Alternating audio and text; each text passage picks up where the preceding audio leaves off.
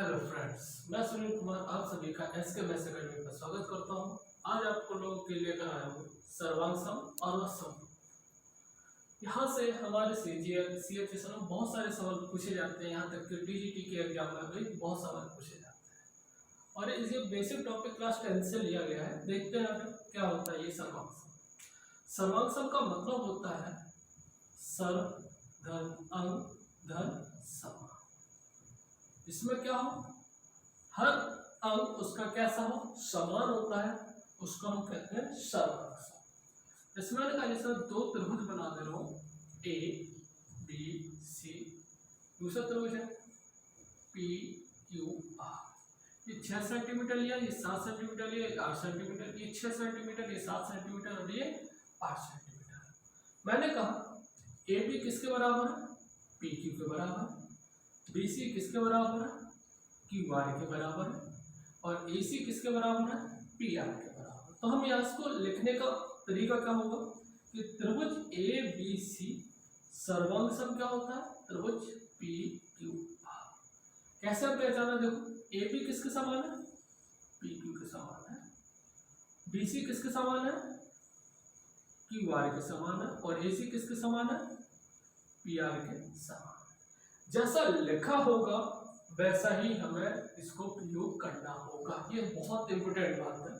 अगर मैं इसको ऐसा लिखूं, त्रिभुज ए बी सी सर्वांग सम क्यू आर पी, तो मैं इसमें कह सकता हूं कि ए बी भुजा किसके समान होगी, क्यू आर के समान होगी, बी सी भुजा किसके समान होगी, आर पी के समान होगी। लिखे दे रहा हूं यहाँ, ए बी किसके समान होगी, क्यू आर के समान होगी, ए सी किसके समान होगी, क्यू पी के समान होगी, और बी सी किसके समान होगी, आर पी के समान होगी। यदि आपने इस तरीके का लिखा है, ये दोनों अलग अलग है। यहाँ हमें ए बी पी क्यू के बराबर दिख रहा है, यहाँ ए बी किसके बराबर दिख रहा है, मुझे क्यू आर के बराबर दिख रहा है। अब आप लोगों को समझ में आ गया होगा सर्वांग सम थोड़ा। अब फिर आगे हम चलते हैं समरूप में। अब समरूप क्या होता है देखते हैं। समरूप, समरूप का मतलब क्या होता है, दिखने में एक जैसे हो। जैसे सबसे बड़ा एग्जांपल मैं आपको बता देता हूँ, मैं मेरी दोनों हाथ की उंगली ये कैसी है, सर्वांग सम है, और दिखने में एक जैसी है, हो रहा। और जैसे मेरी उंगली, मेरे हाथ का पंजा और आपके हाथ का पंजा देखोगे, वो दिखने में एक जैसा होगा लेकिन उसके अंग समान नहीं होंगे। ऐसे चित्र को क्या कहते हैं, समरूप कहते हैं, जो दिखने में तो एक जैसे हो। जैसे ये देखो, त्रिभुज ए बी सी, एक बड़ा त्रिभुज बना दिया मैंने पी क्यू आर। ये त्रिभुज ए बी सी हो गया, ये त्रिभुज पी क्यू आर हो गया। ये मैंने लिया 50 डिग्री, ये लिया मैंने 60 डिग्री, ये लिया मैंने 70 डिग्री, ये मैंने 50, 60 और 70 हो गया। ठीक है, अब मैं कहता हूं, मैंने कहा कि कोण ए किसके बराबर है, कोण बी पी के बराबर है, कोण बी किसके बराबर है, कोण क्यू के बराबर है, कोण सी किसके बराबर है, कोण आर। तो मैं इसको लिख सकता हूँ कि त्रिभुज जो एबीसी होगा वो किसके समरूप होगा, त्रिभुज पी क्यू आर के समरूप। यानी समरूप का ये चिन्ह होता है, ये चिन्ह होता है समरूप का। ये हमें बताता है कि ये दोनों त्रिभुज कैसे समरूप है। आप देख सकते हो ये भुजा छोटी, ये भुजा बड़ी है, क्लियर है। अब मैं इसको लिखूंगा कैसे, जब भी दो समरूप त्रिभुज होंगे तो इसको लिखने का तरीका क्या होता है, हमें कम से कम दो चीजें हमें सिद्ध करना है। जैसे मैंने कहा, पहला कि हम एंगल एंगल एंगल, अगर ये आप क्राइटेरिया फॉलो कर रहे हैं तो आप ये क्या कहेंगे, हम समरूप होगा। यानी हम कह सकते हैं कोण कोण और कोण। अगर आपने दो त्रिभुजों में से अगर आपने दोनों कोण कैसे कर दिए, तीनों कोण समान करके दिखा दिए, तो मैं कह सकता हूं वो त्रिभुज कैसा होगा, सर्वांग सम, वो समरूप होगा। अगर आपने दो कोण भी समान कर रहे हो तब भी ये समरूप होगा। अगर आप तीसरी क्राइटेरिया क्या है, यदि इसमें तीनों साइड यानी तीनों भुजा, यानी भुजा, अगर आप तीनों भुजा किसमें कर रहे हो, अनुपात में विभाजित करो, समान अनुपाती है।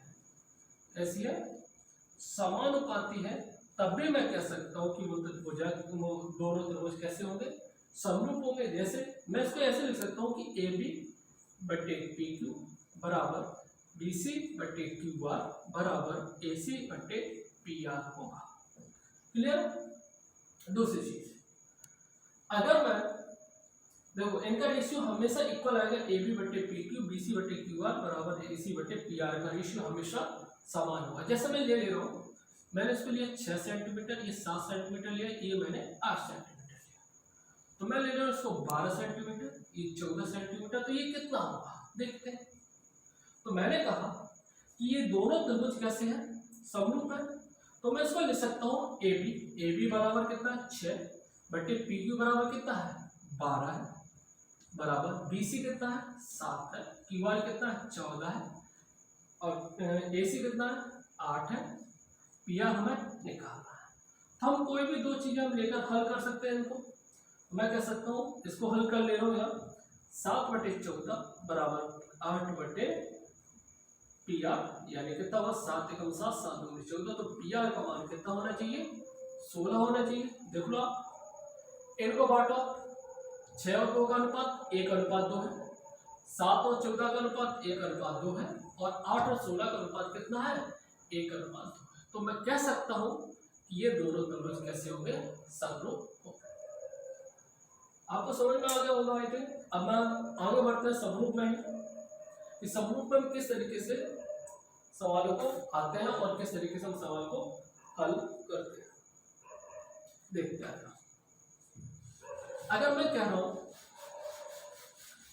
ध्यान से लिखना, इस चीज को नोट जरूर करना आप लोग कॉपी में। अगर मैंने कहा कि त्रिभुज ए बी सी किसके समरूप है, त्रिभुज पी क्यू आर, ठीक है, तो इनका परिमाप का क्या होगा, यानी परिमाप का रेशियो क्या होगा, त्रिभुज ए बी सी का परिमाप किसका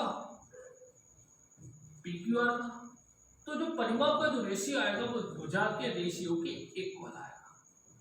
किसके इक्वल आएगा, भुजा के रेशियो के अनुपात के इक्वल आएगा। ये परिमाप का इनका रेशियो आ जाएगा। क्लियर। अगर मैंने कहा क्षेत्रफल, त्रिभुज एबीसी का जो क्षेत्रफल होगा वो क्या होगा, त्रिभुज क्षेत्रफल किसका पी क्यू आर का, तो इनका रेशियो क्या होगा, इनका रेशियो होगा भुजा के स्क्वायर के इक्वल होगा, बी सी बटे क्यू आर का होल स्क्वायर बराबर ए सी बटे पी आर का होल स्क्वायर के रेशियो के वर्ग के बराबर होता है क्या, इन दोनों का क्षेत्रफल। अगर मैं इनमें एक और चीज देख लूं, जैसे मैंने कहा त्रिभुज ए बी सी, त्रिभुज पी क्यू आर, क्लियर। अगर मैंने इसमें एल्टीट्यूड डाला, लंब डाला मैंने इसमें ए डी, और इसमें भी लंब डाल दिया मैंने ए पी एम, तो इनकी भुजा का भी रेशियो क्या होगा, पी एफ के वर्ग के अनुपात होगा इनका क्षेत्रफल। अगर मैंने इसमें एक माध्यिका डाल दी, मैंने ए ई माध्यिका डाल दी, यहाँ से पी एल माध्यिका डाल दी, तो इनका भी रेशियो ए ई बटे पी एल के वर्ग का जो आएगा वो भी क्या होगा, इनके क्षेत्रफलों का अनुपात हम निकाल सकते हैं। ये समरूप है। क्लियर हो गया होगा, इसको नोट करें। अब हम आगे बढ़ते हैं। अब मैंने कहा समरूप आपको क्लियर हो गया, परिमाप में इनका अनुपात ऐसे निकालते हैं, क्षेत्रफल हो तो हम ऐसे निकालते हैं। अब आगे बढ़ते हैं कि समरूप में और क्या क्या विशेषता है। समरूप सबसे पहली चीज अगर समरूप में है तो पहला चीज है समरूप में पहली कंडीशन, सभी वृत्त समरूप होते हैं। कैसे होते हैं, सभी वृत्त कैसे होते हैं, समरूप होते हैं। ये बात बहुत इंपोर्टेंट ध्यान रखना। दूसरा है सभी वर्ग समरूप होते हैं। सभी वर्ग कैसे होंगे, समरूप होंगे। और तीसरी कंडीशन क्या है, सभी समबाहु त्रिभुज समरूप होंगे। ये भी बात क्लियर, ध्यान रखना आप लोग। क्लियर, ये बात ध्यान क्लियर हो गया। आई थिंक समरूप क्या होता है, समरूप में क्या आप पहचान सकते हैं कि सभी ब्रश समरूप हो गए? बिल्कुल सही बात है, समरूप हो गया। बना के देख लो, देखने में एक जैसे हो गए हमेशा। वर्ग बना के देख लो, वर्ग ये छोटा ये बड़ा, ये भी तो समरूप है। समबाहु त्रिभुज बना के देख लो, ये छोटा समबाहु त्रिभुज है, ये बड़ा समबाहु त्रिभुज है, देखने में एक जैसे हो गए हमेशा। एक और बात हमेशा ध्यान रखना, नोट डाल के लिख लो इसको। क्या बात है, देखो ध्यान से। अगर मैंने कहा, मैं कह रहा हूं सभी सर्वांग सम समरूप होंगे, लेकिन सभी समरूप सर्वांग नहीं होंगे। ये बात बहुत इंपोर्टेंट है। क्या बात है, सभी सर्वांग समरूप होंगे, लेकिन सभी समरूप सर्वांग नहीं हो सकते। पॉज द वीडियो और इसको लिख लें जरूर, ये बहुत इंपोर्टेंट बात है। क्लियर, आप लोगों ने लिख लिया होगा। मैं इसको रेस कर दे रहा हूं। मैं आपको अब लेकर आता हूं थोड़े से कुछ सवाल, किस तरीके से हम सवालों को करते हैं। जैसे मैंने कहा, प्रश्न लिख रहा हूं, त्रिभुज एबीसी समरूप त्रिभुज है किसके, DEF के। ठीक है, यदि क्षेत्रफल त्रिभुज एबीसी और त्रिभुज DEF का क्षेत्रफल त्रिभुज एबीसी और DEF का 100 सेंटीमीटर स्क्वायर और 49 सेंटीमीटर स्क्वायर है। क्लियर, मैंने कहा त्रिभुज एबीसी का क्षेत्रफल 100 सेंटीमीटर स्क्वायर है और त्रिभुज DEF का क्षेत्रफल 49 सेंटीमीटर स्क्वायर है। यदि DE बराबर 7 सेंटीमीटर है तो AB का मान क्या होगा, AB का मान क्या होगा देख लेते हैं। मैंने कहा लिखने के ऊपर बहुत विशेष ध्यान रखना। अगर उसने कहा कि त्रिभुज ABC किसके समरूप है, त्रिभुज DEF के, तो इससे हमें ये पता पड़ रहा है जो कॉड E है किसके बराबर है, कॉड D के बराबर है, कॉड B किसके बराबर है, E के बराबर है, कॉड C किसके बराबर है, F के बराबर। तो इनका जो क्षेत्रफल होगा वो इनके समानुपाती बटेगा। मैं कह सकता हूँ एरिया ट्रायंगल ABC बटे एरिया ऑफ ट्रायंगल PQR। क्या होगा एरिया, इनके वर्ग के भुजा के वर्ग के अनुपाती होगा। AB बटे DE, सॉरी यहाँ PQR लिख दिया गलत, यहाँ DEF होना चाहिए। तो D का स्क्वायर बराबर BC बटे EF का होल स्क्वायर बराबर AC बटे DF का होल स्क्वायर। क्लियर, अब हमें जो दिया गया होगा उसके अनुपाती में वैल्यू पूछेगा वो आपसे कि DE कितना है, 7 सेंटीमीटर है। तो मेरे को ए भी पूछा है तो मैं लगा तो इन दोनों को हल कर सकते हैं। देखो तो एबीसी का क्षेत्रफल कितना दिया गया, 100 सेंटीमीटर स्क्वायर दिया गया।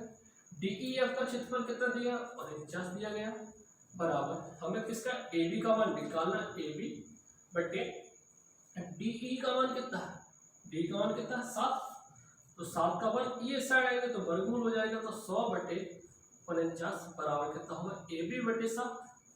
तो मैं कह सकता हूँ 100 10 बटे 7 बराबर कितना आएगा AB बटे 7। तो 7 से 7 कट जाएगा तो AB बराबर कितना आ गया 7 सेंटीमीटर आ गया। आई होप आप लोगों को क्लियर हो गया होगा कि किस तरीके से हम समरूप और सर्वांग सम में हम सवालों को हल करते हैं। बने रहिए हमारे साथ, और भी वीडियो आपके लिए लेकर आएंगे समरूप और सर्वांग सम के ऊपर, कुछ और अच्छे क्वेश्चन लेके आएंगे अपनी बार। अगर आपको वीडियो पसंद आए तो लाइक करें, शेयर करें और सब्सक्राइब जरूर करें, जिससे आपको नोटिफिकेशन पहुंचती रहे। Thank you.